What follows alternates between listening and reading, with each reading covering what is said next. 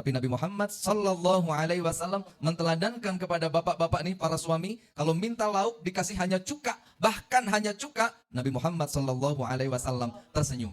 Kemudian fada'a bihi, faja'ala ya'kulu bih. Nabi Muhammad kemudian mempersilahkan, ayo bawa, mana cukanya sini. Kemudian ketika cuka sudah dituangkan, beliau makan. Kemudian beliau memuji istrinya yang hanya menyuguhkan cuka. Bagaimana pujiannya? Beliau bersabda dengan sabda yang sekali lagi ditorehkan dengan tinta emas di dalam sejarah. Kita masih dapat membacanya di dalam hadis demi hadis. Beliau menjawab,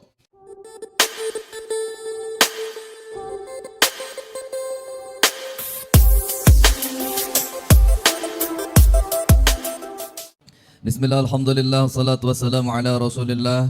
Amma ba'd, hadratul mukarramin, para bapak, ibu, jamaah, salawat, syajaratun nukud dan anak-anak ayah, banin dan banat. Kita berdoa mudah-mudahan dari hari ke hari Allah senantiasa menanamkan rasa mahabbah kepada kita, di dalam hati kita kepada kanjeng Nabi Muhammad sallallahu alaihi wasallam.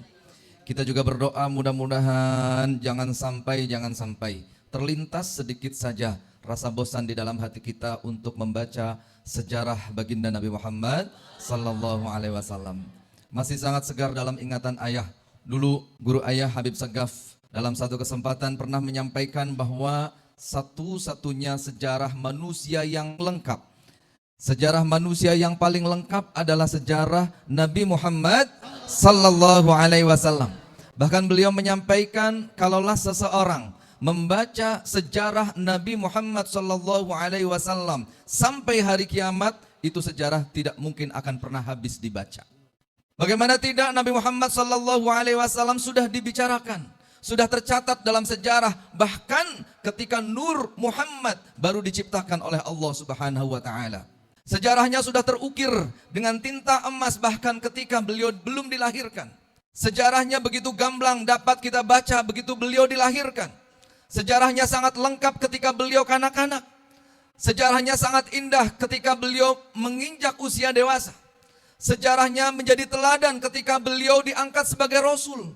Sejarahnya sangat lengkap pada saat dagang, sangat lengkap pada saat perang, sangat lengkap bahkan saat beliau memimpin rumah tangga menjadi seorang suami. Pernah satu ketika Nabi Muhammad SAW pulang dari satu tempat, masuk ke dalam rumah, kemudian beliau ingin makan. Lalu beliau minta kepada keluarganya untuk menyiapkan hidangannya. Nabi Muhammad SAW bahkan dalam keadaan minta lauk untuk makan pun sejarahnya tercatat. Diriwayatkan anna Nabiyya sallallahu alaihi wasallam, sesungguhnya Nabi Muhammad sallallahu alaihi wasallam sa'ala ahlahu al-udum. Satu hari beliau minta kepada keluarganya, minta apa? Minta lauk. Tahu lauk? Kamu tadi makan lauknya pakai apa? Lauknya pakai lauk. Ngabedahkeun ya. Alhamdulillah. Nabi Muhammad minta lauk kepada keluarganya.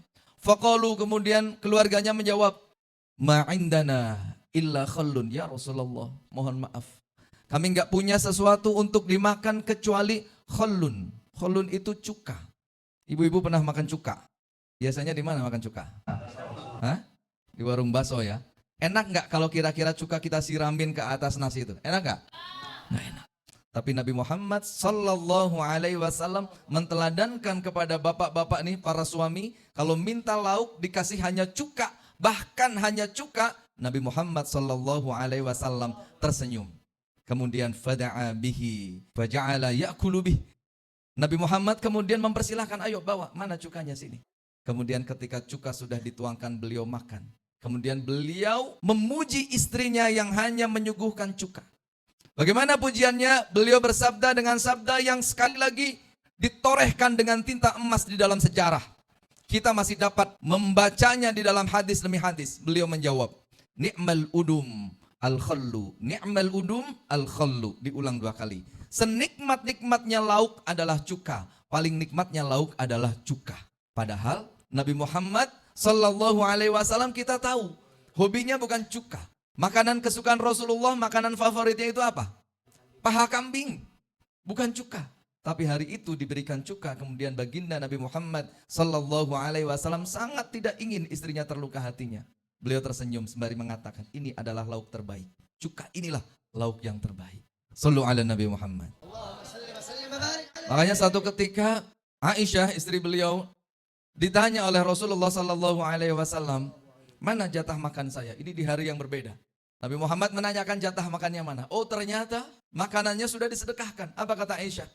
Bunda Aisyah menjawab, ya Rasulullah maaf, makanannya sudah habis karena baru saja aku berikan kepada pengemis.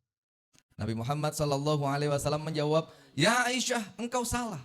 Sebetulnya makanannya tidak habis. Justru apa yang telah engkau berikan itu kekal abadi di sisi Allah Subhanahu wa taala. Nabi Muhammad Sallallahu Alaihi Wasallam kemudian menyebutkan satu hadis yang membuat Aisyah besar hatinya. Beliau menyampaikan, tidak ada harta kecuali apa yang engkau makan kemudian menjadi kotoran. Wa ma ablasti fa ablaiti. Tidak ada pakaian kecuali apa yang engkau pakai kemudian menjadi usang. Wa ma tasaddaqti fa abqaiti. Dan tidak ada sesuatu pun kecuali yang engkau sedekahkan kemudian menjadi abadi. Jadi kalau makanan kita makan jadi apa? Jadi kotoran. Pakaian kita pakai jadi apa? Jadi belel, jadi kusam, jadi usang, jadi rusak, sobek. Tapi kalau sesuatu yang kita sedekahkan itu menjadi kekal abadi di sisi Allah Subhanahu wa taala. Kita berdoa mudah-mudahan kita Allah mampukan untuk menteladani keindahan akhlak baginda Nabi Muhammad sallallahu alaihi wasallam ya, yang pada sehat nih anak-anak santri, ibu-ibu, bapak semua. Nanti akhir bulan kita mau maulidan.